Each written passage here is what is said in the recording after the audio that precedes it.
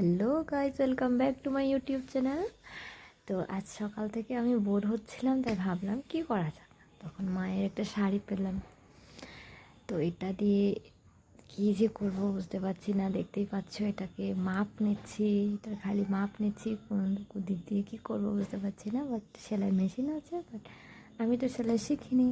তো বসে বসে বোর হওয়া চাইতে নিজে নিজে ইউটিউব দেখে কিছু একটা তৈরি করার কথা ভাবছিলাম। তো দেখো, কাপড়টাকে আমি 3টা টুকরো করেছি। তো বলো তো আমি কী করতে চলেছি। হ্যাঁ, এই দেখো আমার সেলাই মেশিন আছে,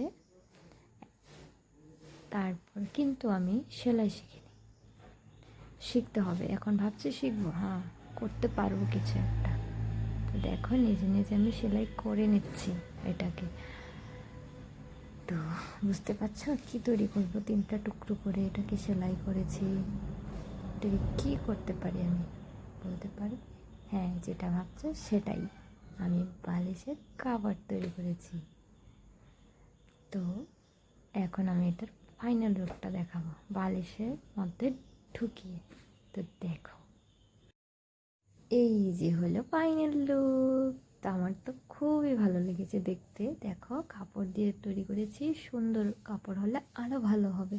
তো বোর হওয়ার চাইতে এটা এরকম কিছু করা আমার মনে হয় বেটার। তো ভিডিওটা ভালো লাগলে লাইক করে দেবে। টাটা।